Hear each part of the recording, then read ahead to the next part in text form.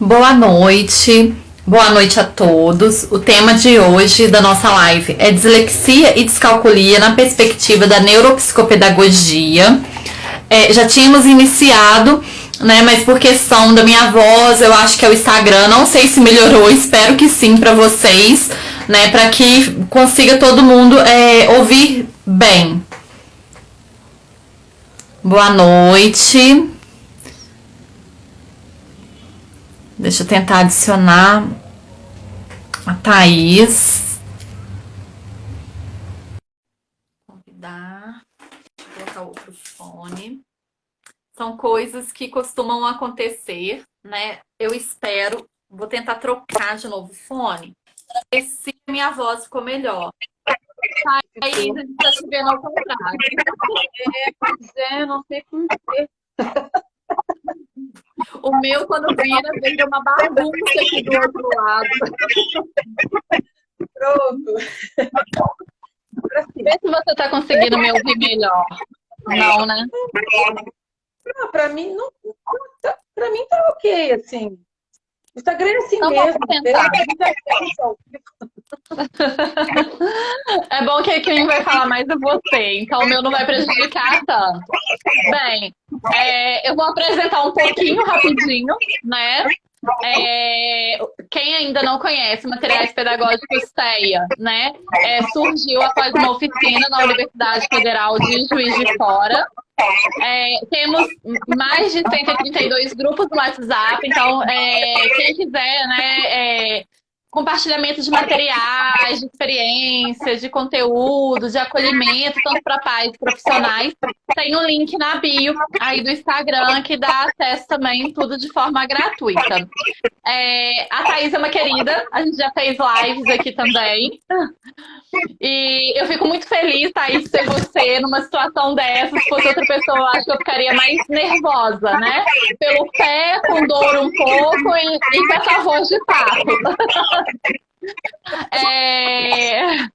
Eu e a Thaís nos conhecemos em um grupo, né, de estudo de neuropsicopedagogos, né? E eu vou deixar, Thaís, você para poder apresentar, né, você, sobre seus atendimentos, aonde você atende, para a gente iniciar com o tema. Tá bom. Obrigada, Glaucia, primeiramente, né, por esse convite delicioso. Muito bom poder, né, falar de coisas que nós gostamos do nosso trabalho. Boa noite a todos também. Algumas carinhas eu já vi ali que eu já conheço, algumas não. Então é um prazer estar aqui. Bom, gente, eu sou de Curitiba, no Paraná, aqui no Sul. Sou pedagoga de formação, psicopedagoga clínica há 16 anos. Atuo com avaliação e intervenção. Sou neuropsicopedagoga clínica também e especialista em autismo. Eu trabalho não só em clínica, né, mas também trabalho com formação, cursos, supervisões, enfim, né? Então, aí a gente vai sempre traçando, costurando essas amizades, né, Glaucia, que nós formamos esse grupo que nos conhecemos, e é maravilhoso poder, né, compartilhar esses momentos juntos. Agradeço. Eu vou começar, né, Thaís, assim, nesse tema, que é um tema muito pedido, né? Tanto os pais, tanto os professores têm muita dúvida, né? Será que é uma dificuldade na alfabetização? Será que é uma letra espelhada? A criança está trocando letra, né? Então, assim, são temas. Meu filho está com dificuldade de matemática, né? Então, é uma dúvida muito grande, tanto para profissionais, tanto para pais. Então, eu acho assim, que o primeiro passo é a gente esclarecer um pouco, né? O que é a dislexia, o que é a descalculia, para a gente diferenciar com uma dificuldade processual, né, da criança ali absorver. E outro que já passa além de uma dificuldade. É muito bem delicado e eu gostei muito, né, quando eu te propus esse tema, que você aceitou, porque existem muitas dúvidas ainda, é um diagnóstico delicado, porque eu vou falar um pouquinho das características de cada um deles e vocês vão perceber como se assemelham a outros transtornos, né? Vamos falar da dislexia primeiro. O áudio está dando interferência? Será que é o meu? É? Eu Ah, acho que então é o tá. meu. Eu não consegui, gente. Eu tentei melhorar, mas não sei por que hoje não tá dando certo. Às vezes acontece, não tem problema. Bom, é importante que o pessoal consiga aí nos acompanhar e fazer as perguntas, né? Então, assim, a dislexia, vamos começar a falar um pouquinho dela, até porque depois de novembro de 2021, que entrou uma lei falando um pouco mais da dislexia, isso trouxe até um pouco de conforto, né? Para a escola e para as famílias, mas ainda tem grandes passos, né, que nós precisamos dar sobre a dislexia e a descalculia. Ela não é nada visível, né, fisicamente no sujeito. Ela é um transtorno do neurodesenvolvimento. O feto, quando está na formação, né, intrauterina, acontece essa dificuldade na formação desse neurônio. E aí que vem a questão, e até nós percebermos, para dar um diagnóstico, isso demora, porque a criança precisa estar já nesse processo de alfabetização. Antes nós não conseguimos, até percebemos algumas características que eu vou falar para vocês hoje lá na educação infantil, para já, né, dar um alerta ali sobre isso, mas geralmente é quando a criança está no ensino fundamental 1, que ela já está no processo de alfabetização, que fecha-se um diagnóstico, ok? Então, o que é a dislexia? Transtorno do neurodesenvolvimento, ou seja, nasce com o sujeito e passará a vida toda, né, com ele. Ele morre com esse transtorno. Mas durante a sua vida, ele tem benefícios se tratado. Medicamentoso? Não. Muito difícil a gente trabalhar com medicação. Nós geralmente trabalhamos com medicação para dislexia quando existe uma outra comorbidade. Por exemplo, tem dislexia e TDAH, né? Transtorno de déficit de atenção e hiperatividade. Aí nós utilizamos uma medicação devido a essa comorbidade. Mas para a dislexia em si, não há uma medicação. Existe o tratamento terapêutico para que a gente possa ensinar esse sujeito, né, essas habilidades que hoje, para ele, estão muito rebaixadas. O que seria isso? Qual é o prejuízo de quem tem dislexia? Reconhecimento fluente do som das palavras, da palavra em si, na sua escrita também, as habilidades de decodificação das palavras, da informação, na soletração. Então, esse déficit que a gente chama, ele pega principalmente o componente fonológico e da linguagem.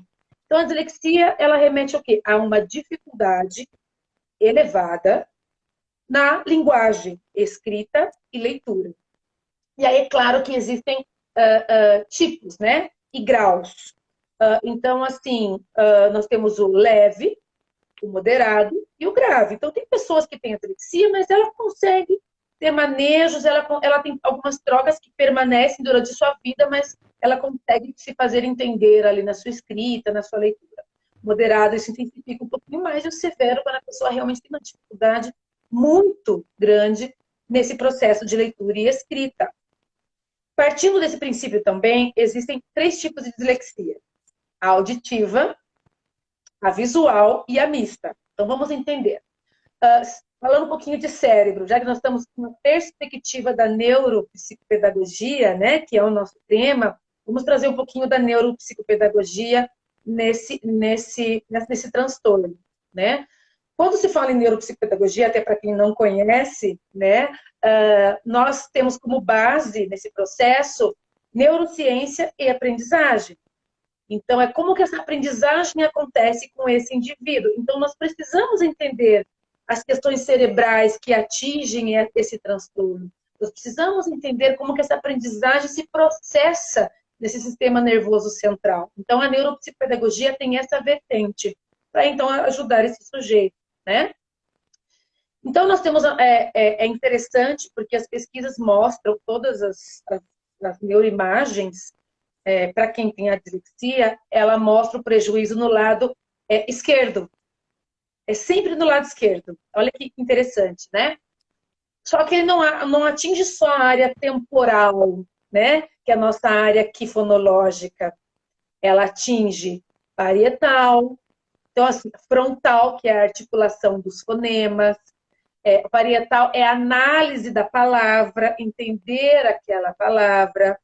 Occipital, né? Nós temos aqui atrás, que é a leitura automática, de eu olhar e falar, tá escrito aqui dislexia, ok? Então, todas as áreas, e a temporal, que é a área fonológica, né? Então, assim, nós temos todos os lobos os lobos cerebrais sendo ali, tendo um prejuízo para esse processo de linguagem. Não é isolado, né? Então, aí a gente percebe como é difícil para esse sujeito dar conta disso. Mas como que ele não aprende, né? Ele vai aprender, mas ele vai aprender num tempo diferente, de um modo diferente. A dislexia auditiva, que vai afetar mais o lobo temporal, é aquela pessoa que ela tem muita dificuldade em decodificar a informação ouvida. Ok? Então, você fala, ela entende uma outra coisa ou ela entende diferente. Então, nós precisamos prestar atenção nisso. A visual, mais a área occipital, ou seja, a leitura automática, né? De eu olhar aquela palavra e entender que está escrito café automaticamente, ok? E a mista é quando nós temos, né, essa dificuldade que daí atinge lobo pré-frontal, frontal, occipital, temporal, aí abrange, né, todos os nossos lobos cerebrais. É interessante você falar, porque crianças com autismo têm uma certa tendência, inclusive pede-se muito o exame do processamento auditivo, por essa questão, às vezes, de decodificação, de entender e decodificar, né? E aí você vai dando dica para o professor lá, né? Ali no primeiro período, segundo período, né? Antes de ingressar aí no primeiro ano, tem que chamar um jardim, depende do estado, da criança já mostrar as dificuldades, né? Quando já está trabalhando a questão da consciência fonológica, que é um pré-requisito para começar a alfabetização. Exatamente. Nossa, horrível. Não, mas entender bem, fica tranquilo. Então, a gente precisa precocemente, sim, fazer essa investigação. Eu quero dar dicas para vocês, pais, né? Nós acredito que tenhamos pais aqui participando, para vocês observarem também algumas coisas, né? Sim, processamento auditivo central, quando ele tem alteração, ele vai aí da dificuldade do diagnóstico, ele vai se assemelhar com a dislexia e o déficit de atenção. Então, assim, são pequenos detalhes que a gente percebe que faz a diferença para se encaixar num transtorno do neurodesenvolvimento. Então, vamos entender assim, quem faz essa avaliação? Psicopedagogo, né? Neuropsicopedagogo, fonoaudiólogo, neuropsicólogo, eles têm recursos para fazer essa investigação, onde nós daremos a hipótese, ok? Percebendo no processo avaliativo terapêutico essa hipótese de um transtorno do neurodesenvolvimento, né, nesse processo de aprendizagem que é a dislexia, é encaminhado para um neurologista, neuropediatra para crianças e neurologista para os maiores, né, para os adultos. E esse neurologista, em cima desse parecer, né, investigativo e com as habilidades e o conhecimento e o processo avaliativo dele, ele fecha um diagnóstico. Hoje mudou, nós éramos do CID-10, agora nós temos do CID-11, né? E a nomenclatura mudou. Para transtorno de aprendizagem, vai entrar o 6A03.0.1, daí depende o que esse sujeito apresenta de dificuldade. Se é mais na leitura, se é mais na escrita, o médico vai mensurar ali, né, qual código, né, do CID-11 ele se encaixa. Isso é importante porque isso é garantia legal. Né? O seu filho se torna uma criança de inclusão. E quando ela se torna uma criança de inclusão, porque ela tem um documento de profissionais que mostram as dificuldades, ela tem direitos. Direitos que precisam realmente devem acontecer, né, na escola. Então, por exemplo, eu tenho o direito de fazer a prova oral. Eu tenho o direito de fazer releitura de prova. Né? Eu tenho o direito de usar a calculadora. Então, depois eu vou especificar um pouquinho mais, mas por isso que é importante o processo avaliativo. Vai passar, ele vai aprender.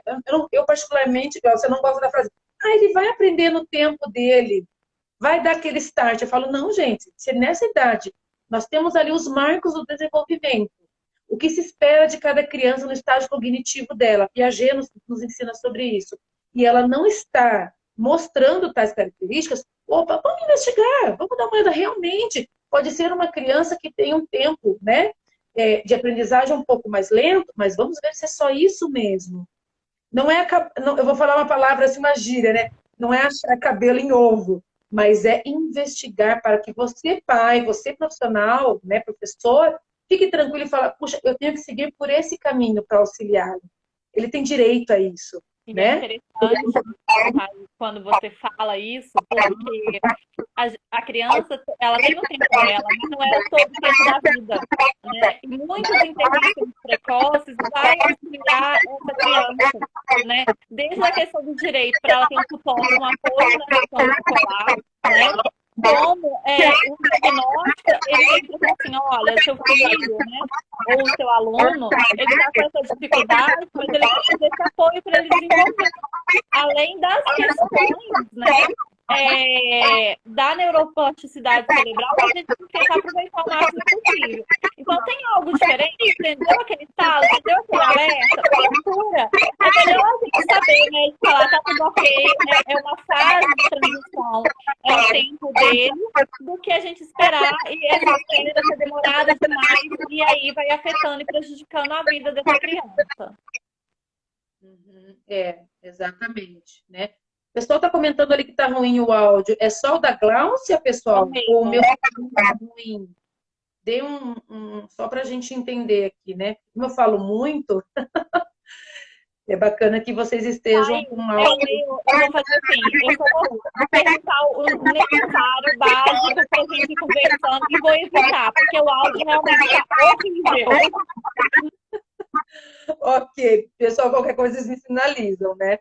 Então, assim, porque é muita informação hoje. Ah, o da Glaucia. Então tá. Então é o teu mesmo, Glaucia. Ai, pecadinho. Mas não tem problema. Vamos lá. Bom, é isso mesmo. E assim, além se eu não olhar para essa criança, o prejuízo emocional é muito grande. O quanto ela vai se frustrar cada vez que ela não der conta daquilo que se espera dela em sala de aula, por exemplo. Então, aí eu vou estar mexendo com duas questões. As questões pedagógicas, que ele não está dando conta naquele momento, e as questões emocionais. Nós precisamos olhar para esse sujeito de maneira global. Ele não é só o pedagógico, saber pegar no lápis, escrever em letra cursiva, fazer uma leitura fluente. Mas como ele se sente, como ele está. A gente precisa ter uma sensibilidade maior em relação ao outro. Né? Isso é afetividade, isso faz parte do desenvolvimento humano. Valon nos fala muito sobre isso. Né? O quanto a gente precisa cuidar dos nossos sentimentos, desse carinho com o outro, porque é muito mais fácil eu estar num ambiente harmônico e desenvolver com fluidez. Se eu estou num ambiente hostil ou que eu não me sinta parte dele, porque eu não consigo acompanhar o ritmo, eu vou me anular cada vez mais. Eu vou me tirar de cena. Então, por isso que na pré-escola, lá na educação infantil, observe, é uma criança muito dispersa, é uma criança que tem uma fraqueza de atenção, ela é uma desatenção que sai um pouquinho ali do eixo do que se tem geralmente na idade, né? É assim, aquela dificuldade em se expressar verbalmente, tem um atraso na fala, a coordenação motora ampla e fina é muito rebaixada ao que se espera para a idade cronológica dela, falta interesse nos livrinhos. Na educação infantil, a professora sempre faz um momento de leitura, ela pega um livrinho, faz uma rodinha, conversa e mostra a história, e aquela criança está lá assim, ó, tá olhando para o outro lado, está desinteressada, porque ela não está entendendo, né? E geralmente eles gostam muito, porque os livros são muito ilustrativos, né? E de repente você vê que essa criança não está fazendo parte daquele momento. Por exemplo, ele tem uma dificuldade em aprender o nome. A gente começa a ensinar, faz a etiquetinha para colocar a mochilinha na carteira, ele começa a fazer a letrinha do primeira letrinha do nome, e você vê que a criança, por mais que você faça toda aquela estimulação, lúdica, concreta, ela não consegue. Então, são já pontinhos que a gente começa a observar na criança da educação infantil. Na idade escolar ali de ensino fundamental 1, né, de 1º a 5º ano, é uma criança que vai ter dificuldade, por exemplo, com rimas, com aliteração. O que é aliteração? É o começo da palavra. Por exemplo, eu tenho lá a palavra casa. Qual rima com casa? Que tem o mesmo som inicial. Dedo, camelo, telefone. Ela vai pegar casa, então, casa, camelo. Se ela não faz isso, já começa a nos chamar a atenção. Mesma coisa com a rima. O que rima com caracol? Lençol, por exemplo, né? Então, ela tem essa dificuldade de ter essa consciência fonológica. Ela tem dificuldade na automação entre leitura e escrita. Dela conseguir ver aquilo, né? Dislexia e descalculia, e conseguir fazer esse processo. Copiar livros, copiar da lousa, ela se perde nesse processo de olhar para o quadro e olhar para o caderno. Ela tem dificuldade na coordenação motora fina, como, por exemplo, desenhos, pinturas saem fora do espaço. Isso ela tem 8, 9, 10 anos, né? Para fazer dança, ginástica, né? Você vai todo mundo para esse lado, ela vai para o outro. Né? Todo mundo vai para frente, ela fica parada e fica perdida. Por quê? Porque ela tem dificuldade espacial, ela tem dificuldade de lateralidade, ela não sabe direita e esquerda. Então, você já começa a observar que, por mais que você estimule essa criança, ela tem uma dificuldade maior do que se espera. Então, são pontos, Glaucia, que a gente já vai ali, né, ligando o sinalzinho ali amarelo de alerta. É desorganizada, aquela carteira desorganizada em casa, aquele quarto sempre muito desorganizado, perde muito material, faz o trabalho da escola, esquece, né? Em cima da mesa ou dentro do carro. Ela confunde nomes, ela confunde direita e esquerda, né? Um vocabulário assim, pobre, né? Um vocabulário restrito, imaturo, para coisas longas ela se perde, ou ela traz, está num diálogo com ela traz um repertório um pouco vago. Por exemplo, você vai trabalhar em geografia, mapas, em matemática, gráficos, ela tem muita dificuldade de entender essa noção espacial de um mapa, por exemplo. Então, já são aspectos que a criança com dislexia que você está falando são pré-requisitos para iniciar a alfabetização, ou seja, antes mesmo da alfabetização, ela está mostrando as dificuldades.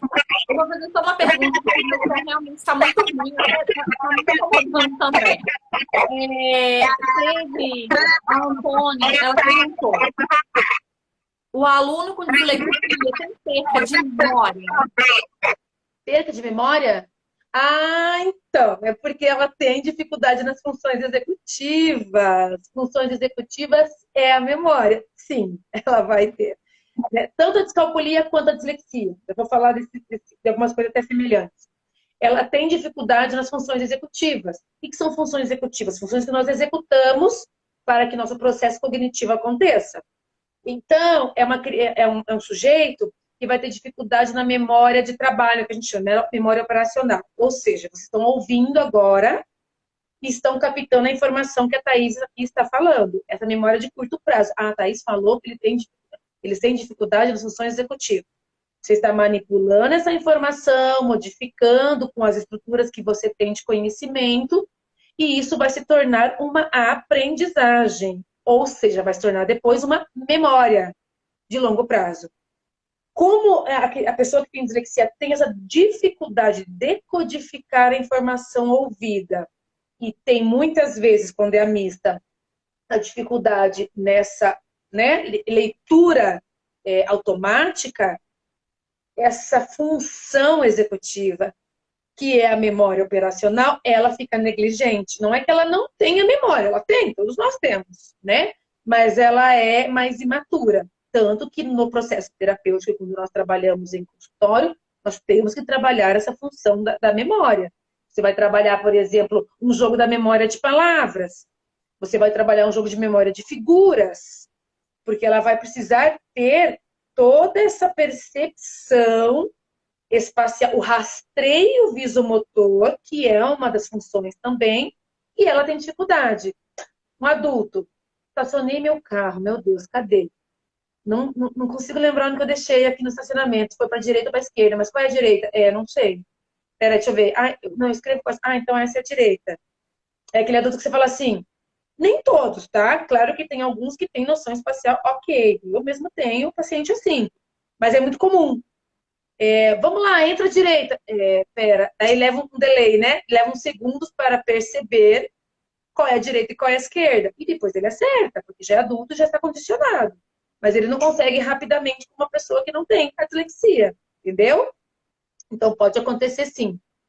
Vamos pensar no adolescente agora? O adolescente ele não quer ler em voz alta, ele pouco verbaliza sobre uma leitura, sobre um texto. Digamos que a turma entra num debate sobre algum assunto, ele não consegue verbalizar muito sobre aquilo, ele não consegue estruturar as ideias para trazer oralmente sobre aquele debate, aquele tema, né? Vamos falar, sei lá, da guerra que está acontecendo agora, né? Lá na Rússia e tudo mais. Ele tem conhecimento, ele está vendo a reportagem, mas ele não consegue organizar adequadamente um repertório para verbalizar com você, conversar com você. E aí, muitas vezes, ele acaba, então, se anulando, né? Tem uma ortografia com muitos erros, prefere ilustrações do que escrita. Então, assim, prefiro trabalhar com mapa, prefiro trabalhar com gráfico do que trabalhar, por exemplo, com um texto escrito. Eu odeio língua portuguesa, prefiro matemática, né? Evita falar em público. Então, assim, esse adolescente, ele acaba ficando mais, né? Mais fechado, mais introspectivo. E o adulto tem isso de semelhante, né? De semelhança. A leitura oral é vacilante, ele acaba lendo com uma certa dificuldade, se perde nas linhas, tem dificuldade para línguas estrangeiras, é um texto pobre de informações, num diálogo sobre isso. Eu pensei tal coisa, mas eu não consigo encontrar as palavras para explicar para a pessoa aquilo que eu queria que ele entendesse. Puxa, eu sei sobre o assunto, eu sei sobre o que está acontecendo, eu sei sobre política, mas eu não consigo encontrar as palavras que eu queria, elas fogem. Eles falam assim para mim, parece que elas fogem da minha cabeça, né? Então, esse adulto também tem um sofrimento, porque, por exemplo, num diálogo ele tem dificuldade, numa reunião de trabalho ele tem dificuldade de se propor, se ele tem que fazer um documento escrito, para ele é difícil, ele tem erros, ele vai ler uma mensagem, por exemplo, no celular, ele fica, será que eu entendi certo? Ele fica inseguro. Muitas vezes eles não entendem, a maioria manda áudio, para não ter problema, né, de responder digitando e ter algum erro. Geralmente gostariam de ler livros, mas não conseguem dar conta dessa leitura. Então, assim, é um adulto que também tem muitos prejuízos na faculdade, no trabalho, na socialização do dia a dia, né, na sua vida social. Então, gente, é importante a gente ter essas percepções. Buscar ajuda, não importa a idade. Sempre é tempo, né? A gente precisa se sentir feliz conosco e ver que tem possibilidades, né? E aí que entra o tratamento, né, Gláucia? Essa avaliação, como eu falei. Eu acho interessante a gente falar um pouco também, né, o que é a descalculia, e aí a gente vem fazendo com os dois juntos. O que você acha? Pode ser, pode ser. Eu sei pode que meu ser. som tá horrível, mas eu não aguento. É interessante quando você fala nessa questão do adulto, porque demorou muito tempo, né? Na nossa sociedade, a gente entendeu o que era dislexia, o que era descalculia, o que era autismo, de uma história na saúde mental, digamos assim. Então, muitos adultos às vezes sabem que tem dislexia ou descalculia, mas eles têm dificuldade. Então, é um outro estado.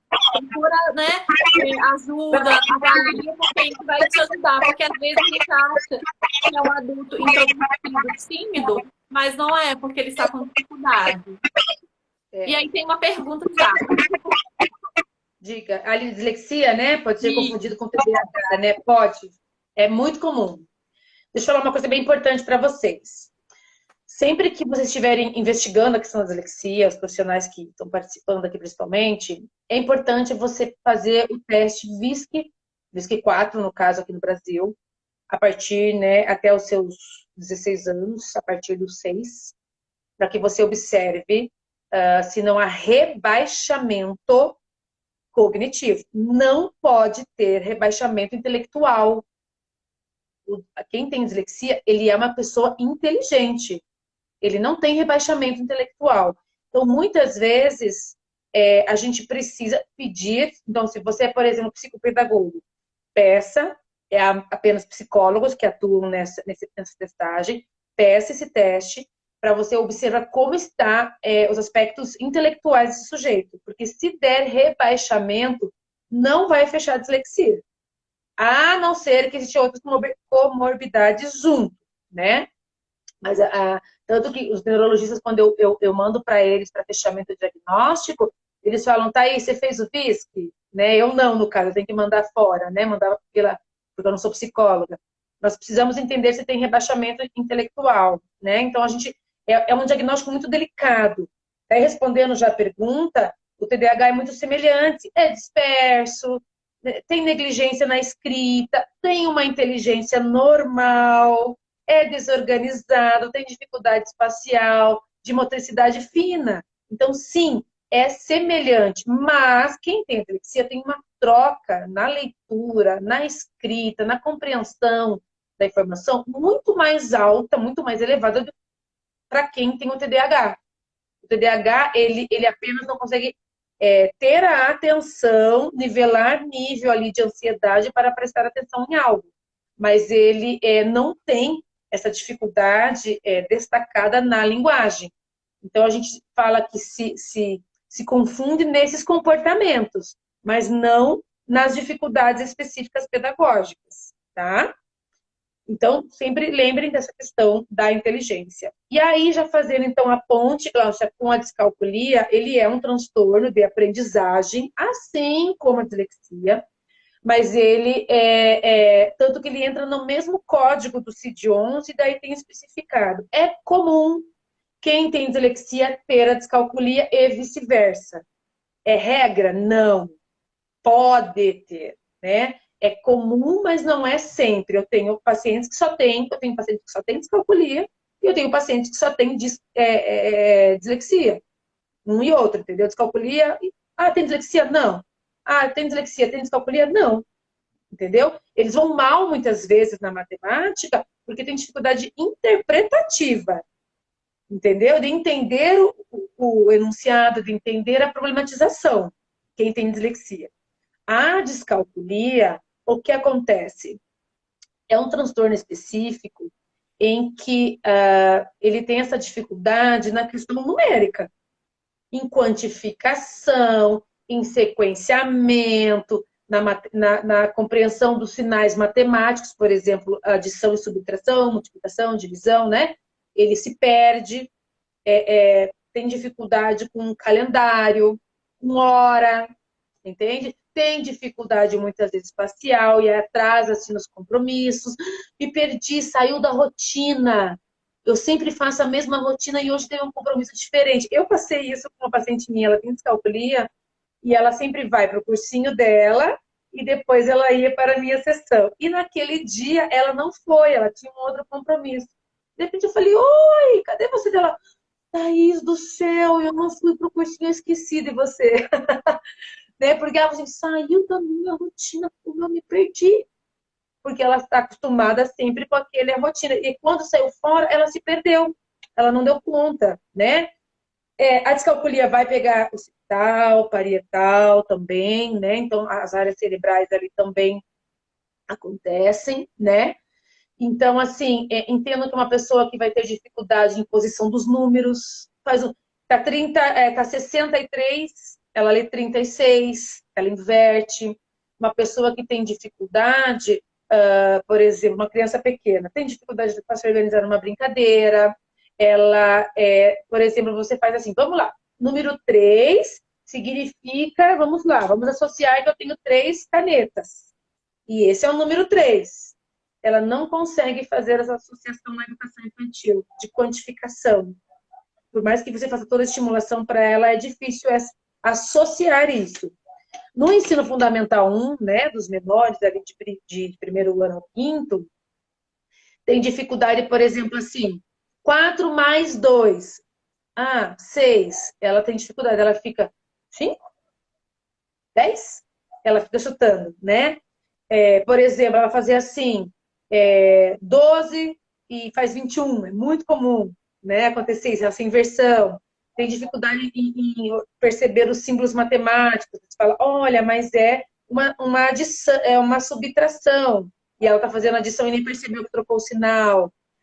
Você traz um probleminha, ela não consegue entender o que aquele problema significa, que ela tem que fazer uma soma, por exemplo, né? No ensino fundamental 2, de sexta a nono ano, se confunde com jogos, com regras, ela demora um pouco para poder organizar. Ela tem dificuldade de entender que 3 mais 5 é a mesma coisa que 5 mais 3. Eu só inverti, então, por na tabuada. 7 vezes 2. Não sei a tabuada do 7. Qual tabuada você sabe? Do 2. Eu falei, então é só inverter. 2 vezes 7 é quanto? Ela não consegue ter esse raciocínio estratégico, né? Você vai trabalhar, por exemplo, batalha naval com ela, com o jogo, ela se perde, que ela precisa olhar na vertical e na horizontal e perceber que o A1 vai fazer essa conexão. Então, a gente trabalha muito com as matrizes, porque ela não consegue perceber que há essa conexão, né? Então, são alunos que precisam, né? Precisam muito de apoio. Por exemplo, o ensino médio, lá, o adolescente, ele não dá conta de fazer a prova sozinho, por exemplo. Ele não consegue encontrar estratégias para aquela solução. Tem dificuldade de entender a informação, tem dificuldade de decorar as fórmulas, entender gráficos que são mais complexos, tabelas. Ele, por exemplo, tem dificuldade em entender a questão do sistema monetário. Ele vai dar uma nota e vai ter um troco diante daquilo que ele gastou. Faz ainda, essas crianças, esses jovens ainda precisa dos dedos, né, para contar, precisa desse apoio, ou faz risquinho na folha, né, para poder se organizar. Então, são sujeitos que sofrem muito com esse processo da matemática. Láucia, quanto tempo a gente tem? Tá tranquilo, a gente tem 37 minutos de live. E agora também não cabe mais uma hora, não. Tá? Mas está vivo. Eu falei meio rapidinho com receio do tempo, né? E tem algumas perguntas. Eu até pedi para quem enviar no balãozinho, que eu consegui subir para vocês, fica mais fácil para não ficar falando com essa voz horrorosa. Tá mais lá em cima, então eu vou ler para você, Thaís. A Linda Kelly, ela falou assim: confirma para mim, se tiver uma deficiência intelectual, não terá dislexia? Entendi. Não. Não. Ela vai ter a deficiência intelectual, ela vai ter prejuízo na linguagem. Ela vai ter prejuízo no raciocínio lógico. É um sujeito que vai ter prejuízo em todas as áreas. Mas ela não vai fechar um diagnóstico de dislexia. A pessoa que tem dislexia, ela não tem perda intelectual. Ok? É um transtorno de aprendizagem. Deficiência é uma outra vertente, né? Deficiência intelectual, ela acaba sendo limitada em muitas coisas. Ela não consegue, ela vai aprender, ela vai desenvolver, mas ela tem uma limitação maior. Eu vou dar um exemplo para vocês. Eu tenho um jovem com deficiência intelectual. Quando ele chegou para mim, ele chegou com a questão da dislexia, né? Porque não tinha o diagnóstico de DI. E aí a gente começou a trabalhar, ok, e eu estava vendo que tinha alguma coisa a mais que não é da dislexia. Falei, mãe, não está encaixando, tem alguma coisa a mais, vou fazer o teste do QI. E aí eu mandei para a neuro entrou em contato comigo e falou assim, Thaís, não é a dislexia mesmo, porque deu um rebaixamento muito importante. Ele daí que fechou o diagnóstico dele, ele é deficiente intelectual. E aí respondeu várias dificuldades que ele tem. Comecei o processo da panlexia, que é um material, falando já de tratamento, né? É um material maravilhoso para dislexia. Aí trabalhamos, ele era um jovenzinho lá na época, ele tinha 8 anos, ele nem escrevia o próprio nome, hoje ele já tem 14. E aí a gente começou a trabalhar. Hoje ele escreve facilmente, ele escreve, ele lê, ele faz tudo isso tranquilo. Mas a matemática é muito difícil, porque ele não entende a questão lógica. Ele não entende. Então você fala assim, fulano, você tem 5 e você tirou 3. Ele faz assim. Ele conta os dedos, aí ele para, daí ele deu, não, você tem que tirar 3. Então, esse processo para ele é muito lento, entende? Então, assim, são coisas diferentes mesmo, tá? Que mais, Glaucia, de pergunta? Tem uma, e aí eu já vou dar já uma dica. Antônia Silva. Sou psicopedagoga e tenho muita dificuldade para fechar uma hipótese, um diagnóstico. E aí eu já vou falar que a Thaís, ela tem um grupo de estudo muito bacana, também é psicopedagoga, se não me engano é o Conexão. E no final, ela pode falar. Então, auxilia, né? Porque às vezes, dentro da pós, fica muita teoria. E a gente se perde, né? De como fazer o diagnóstico, de como dar esse diagnóstico. É TDAH? É dislexia? É descalculia? É deficiência intelectual? É autismo? Né? Ou tem mais comorbidades juntas. E aí eu aconselho que é top, tá? E aí assim, tem a última que eu vi, pode responder. Do que ela falou é bem normal, né? Bem normal, porque ele realmente, como eu falei, ele se assemelha a outros transtornos, né, Glaucia? Então, é muito delicado mesmo. Deixa eu dar uma dica para ela antes da gente falar da outra pergunta. Existem protocolos, né, testes que nos ajudam nesse olhar. Então, quem é da área como ela, tem o Prolec, que é um material maravilhoso, e ele ajuda no diagnóstico da dislexia. O Promate nos ajuda no diagnóstico da descalculia. Não estou ganhando royalties, tá? Mas é que são materiais. Não adianta eu ficar falando, né? Vou falar a realidade, são materiais ótimos.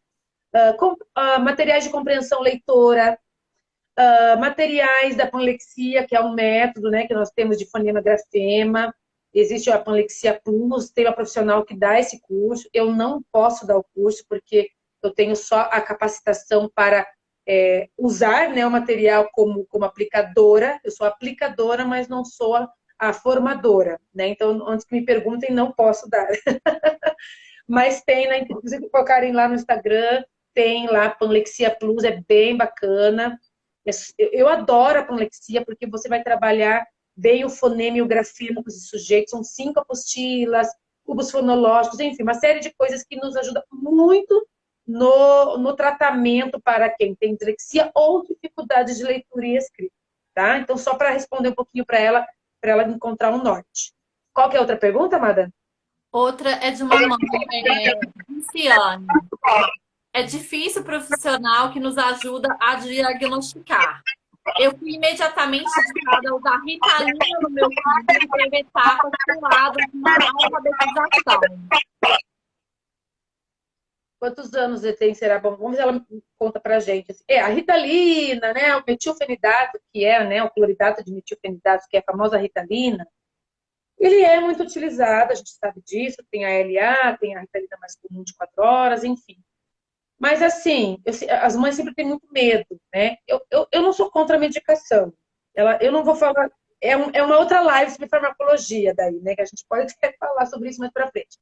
Mas eu acho assim que cada caso é um caso. Né? Busque tratar. Sem tratamento terapêutico, não adianta a medicação. Porque a medicação ela vai ajudar na composição química do neurônio. É isso. Mas como é um transtorno comportamental, eu preciso ensinar os manejos de comportamento para essa criança. E a medicação não vai me dar isso. Então, o que geralmente eu sugiro? Faça terapia, psicologia, psicopedagogia, enfim, né, o profissional ali que é necessário. Faça o tratamento, aplique com atividades de lazer, atividades físicas, sempre procure algo saudável e natural. Se mesmo assim esse sujeito tem muita dificuldade nessa crise, tem muita dificuldade em se manter atencionada, prejuízo acadêmico, retenção escolar, enfim, você vê que mesmo assim está difícil para ele, aí sim, opa, vamos ver então a questão medicamentosa, vamos ver então se isso auxilia. É nesse sentido que eu digo para você que eu sou a favor da medicação, entende? Ela tem que ser bem aplicada. Agora, assim, mal conheço a criança, ele é agitado, ele está com dificuldade na escola, então tá bom, Ritalina. Não, isso para mim não é avaliação, gente, desculpa, né? Não é à toa que um terapeuta fica 8, 10 sessões fazendo avaliação no teu filho, para ele não ter erro. Nós estamos falando de um sujeito. E aí aquela rotulagem, né, TDAH, não precisa se não for necessário. O médico passou a medicação. Eu, como mãe, não me senti segura. Ao invés de não dar, ou ao invés, né, de parar de dar aquela medicação, procure um outro neuro, um outro psiquiatra, uma outra avaliação. Não tire por conta própria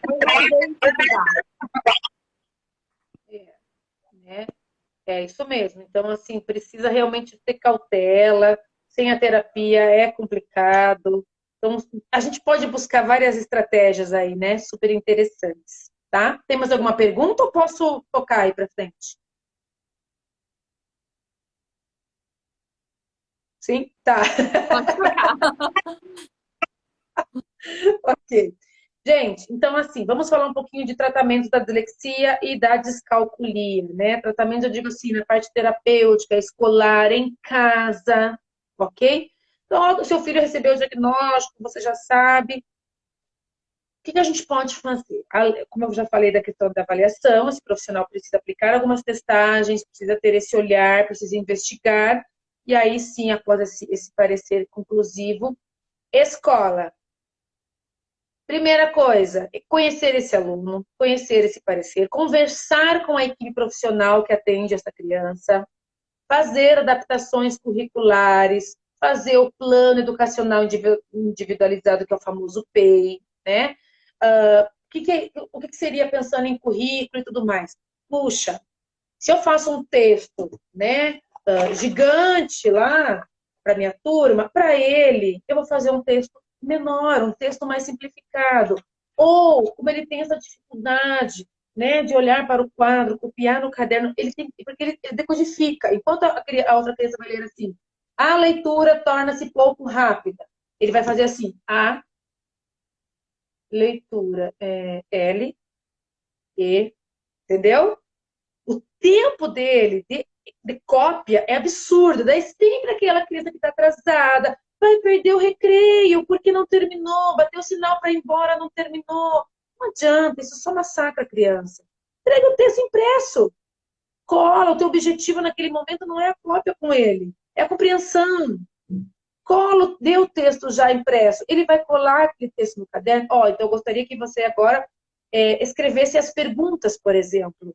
Ele vai escrever as perguntas. Vamos responder? De 10, responda, faça 5 para ele. Não significa que ele tem menos capacidade. Significa que ele está sendo respeitado pelas suas dificuldades no presente momento. É isso. É respeitar. Aí que eu digo para você que é respeitar o tempo da criança. Eu falei que ele vai aprender no seu tempo. É diferente, entende?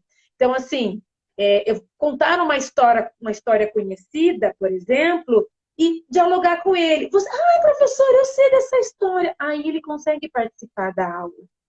É dos 3 porquinhos. Eu já conheço essa história, prof. Então conta para mim o que você entendeu. O que você lembra, né? Isso é adaptação curricular. Sou eu colocar a prova para essa criança escrita, ela não vai dar conta. Ela tem o direito de fazer a prova oral. E sim, você, professor, vai poder fazer o registro daquilo que ele te responder oralmente.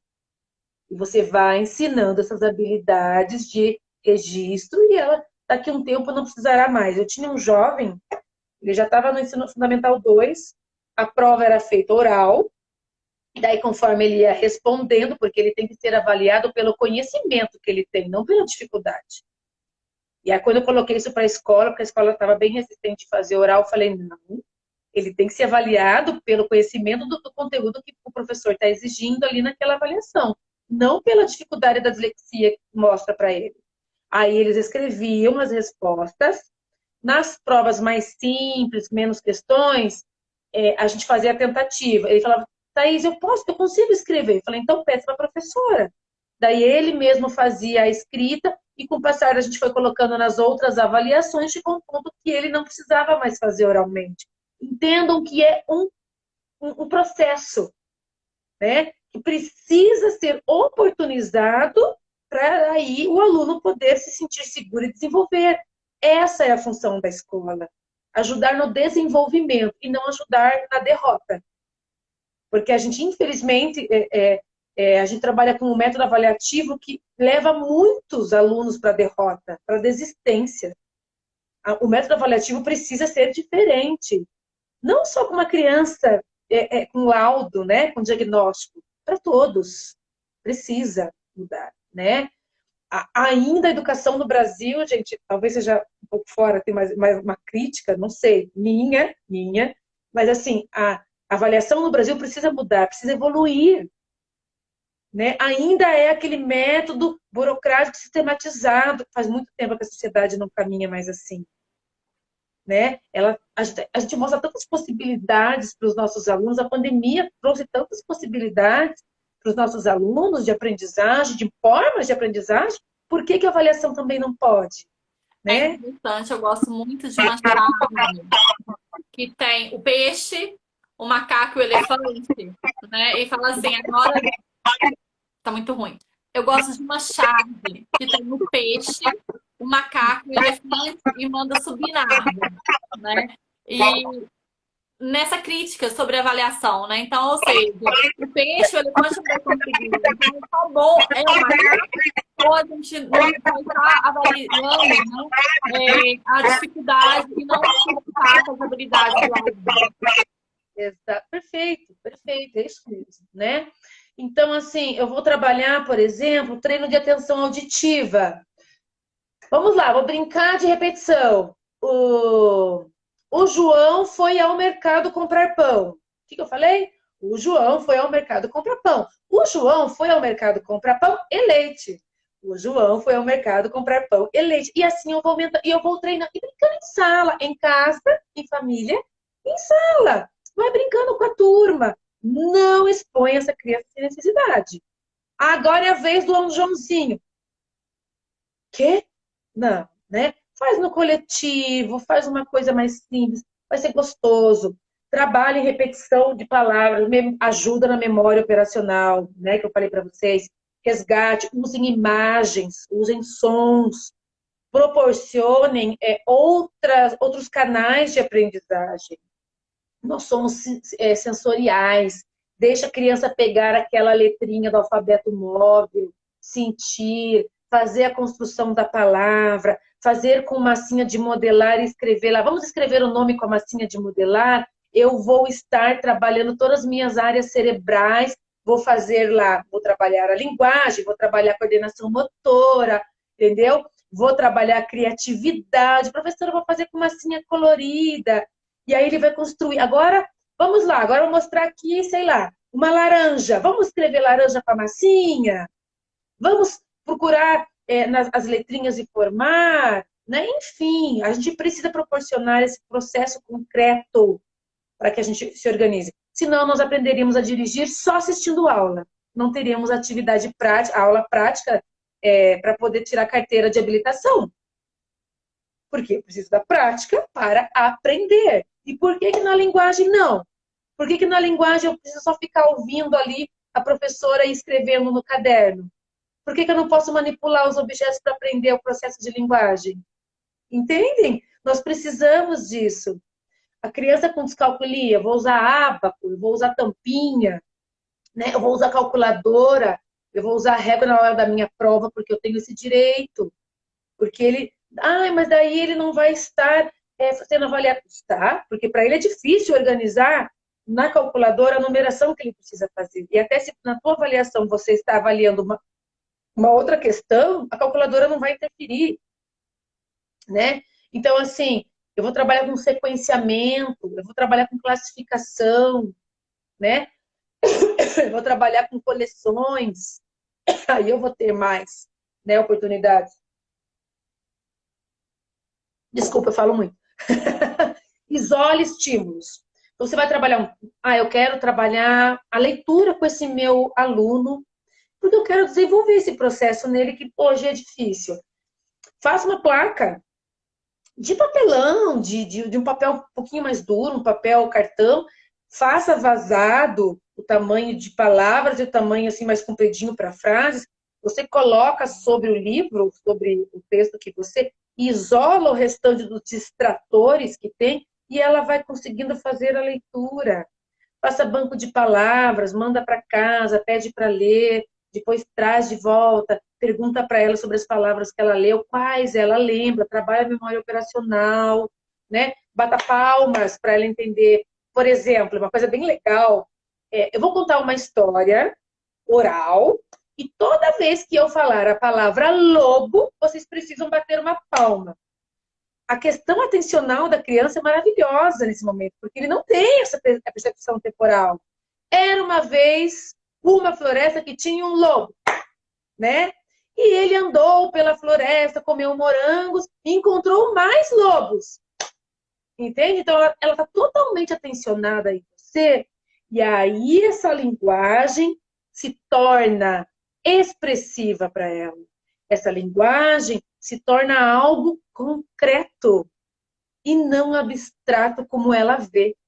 Então, quando você coloca na tua aula, em casa, né? Trabalhem com música, com ritmo, trabalha com instrumento musical, para que essa percepção né, auditiva progrida. Então, brinque assim, por exemplo, se você falar várias informações, ela não vai dar conta.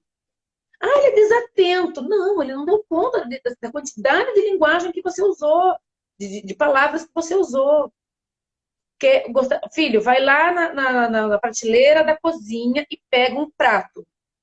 Filho, vai lá na prateleira da cozinha, pega um prato, depois vai na geladeira, pega um copo d'água, traz para mim aqui. Oi? Ele fica assim para você. Ou ele faz, que, mãe? Ou ele vem com uma banana.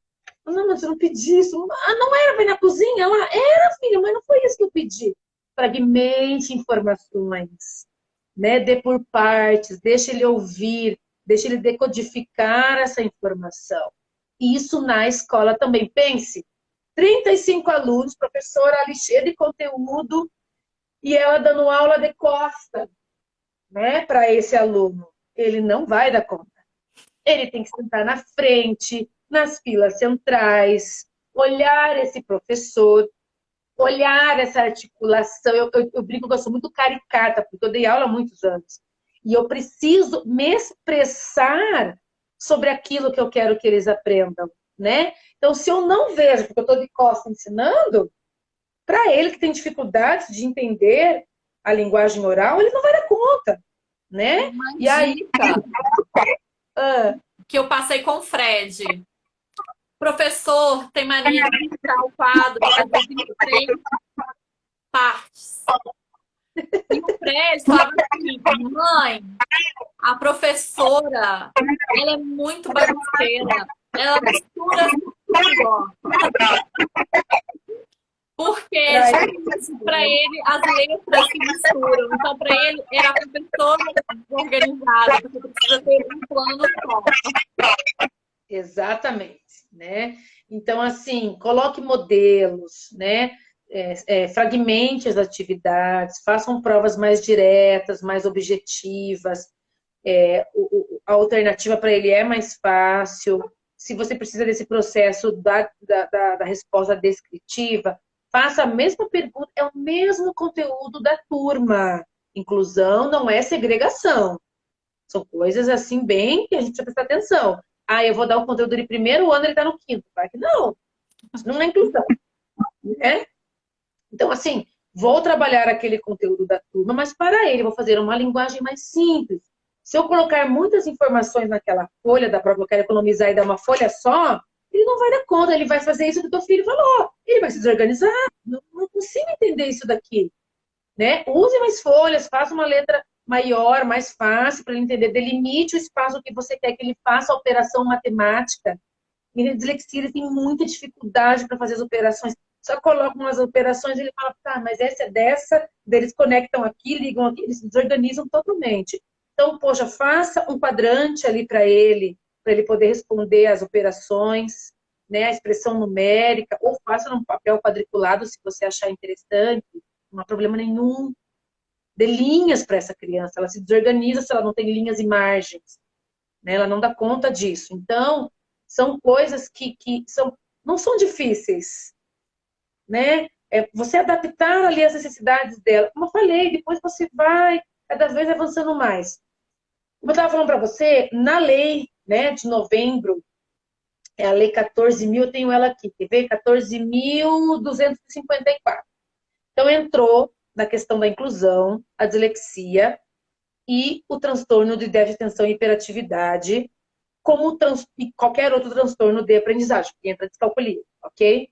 E aí a lei nos fala aqui que essas crianças, elas têm o direito à identificação, então, dessa problematização, né, desse transtorno, o encaminhamento deste para um diagnóstico, para um profissional, e ter apoio educacional na rede de ensino, ok? E terapêutico especializado também. Isso falando questão pública, né? Então, essa lei hoje, porque eles não entravam, né, nessa questão de inclusão. Hoje não. Hoje nós temos essa lei e ela está acontecendo. Ela não dá o suporte para tutor. Já vou respondendo que a maioria das pessoas me perguntam sobre isso. Não. Nem para dislexia, nem para TDAH. Essa criança ainda não tem esse direito garantido de ter um professor tutor, como é o autista, por exemplo, que já tem, né? Mas ele tem o direito dessa avaliação e desse tratamento. Eu acho que o TDAH entra sobre a questão do direito ao tutor de apoio. Então, mas eu conversei com a brasileira e eles falaram para mim que não. Eu fui atrás porque a lei ela fica um pouco ampla, né? E ela está ainda, né, entrando em alguns ajustes. E aí eu entrei em contato com a Sociedade Brasileira de TDAH, perguntando sobre isso, e a da dislexia, e ambos me falaram que não, que a lei ainda não dá essa garantia, né? Porque eu falei, eu preciso entender se realmente, porque muitos pais já me perguntam, e agora, meu filho tem direito, não tem direito? Eu falei, deixa eu perguntar para quem é esse né, que a gente não consegue ter, tem todo o domínio. Então, Gláucia, é isso que eu tenho para te dizer hoje, né? Até o presente momento, nesta lei 14.254, não. Vamos ver aí, está numa luta. Até o pessoal da sociedade, da Associação, né, brasileira me falou assim, ó, estamos na luta aí, porque é uma lei que está com muitas pontas soltas, assim, desse entendimento inclusivo, né? E aí ainda, eu acredito que as coisas vão, com o tempo, vão se encaixando, sabe? Tá aí, já deu uma hora. Tem uma pergunta da parte. Eu vou deixar aqui para você, eu acho que é. Não, já André. Deixa eu ver se eu consigo ver aqui, peraí. Da Nossa, parte tá... terceira. Eu tenho alunos que fazem no caderno da mesma forma que eu escrevo no quadro. Eu já perguntei, por que você não escreve até o final da linha do seu caderno? E aí, é porque tá muito ruim a minha voz. Aí eu vou te agradecer e eu já vou pedir para você falar como que as pessoas entram em contato com você, né? Sobre as suas agendas, seus eventos, e aí você fica à vontade. Tá. Essa pergunta me pede para ela me mandar no meu direct, porque eu não consigo achar aqui, tá? É muita gente aqui para mim, eu não consigo, tá? Daí me manda no direct lá a pergunta para eu responder, tá bom, amada? Então, meu Instagram é Thaís Germano Psicopedagoga. Então lá vocês vão encontrar um pouquinho da minha vida profissional. No Facebook vocês vão encontrar também pelo meu sobrenome, tá? O que vocês precisarem de mim, podem contar comigo. Me chamem no privado, lá me chamem no direct. Eu estarei sempre respondendo. Eu sempre estou fazendo lives. O grupo Conexão, que a Gláucia comentou, é um grupo de estudos. Nós temos um Instagram e temos um grupo fechado no no WhatsApp. Muitas meninas aqui que estavam aqui hoje já fazem parte, né? Onde a gente estuda sobre toda a área da neuropsicopedagogia e da psicopedagogia, tá? Tem o Instagram, que é Conexão Grupo de Estudos. É só entrar lá também, que aí a gente pode estar conversando. Glaucia, muito obrigado pelo convite maravilhoso. Adorei, né? Eu espero que tenha ajudado um pouquinho o pessoal a conhecer um pouquinho mais. Ah, que bom. Dúvidas vão surgir muitas. Podem me chamar lá. Fiquem bem à vontade. O que eu souber, lógico, né? Se estiver dentro do meu conhecimento, vai ser um grande prazer. Tá bom? Aproveita para seguir a Thaís, para seguir materiais pedagógicos também. Obrigada a todos que essa coisa horrorosa ficaram até o final. Muito obrigada, Thaís, por todo o conhecimento compartilhado. Ai, obrigada, uma boa noite a todos. Beijo. Tchau.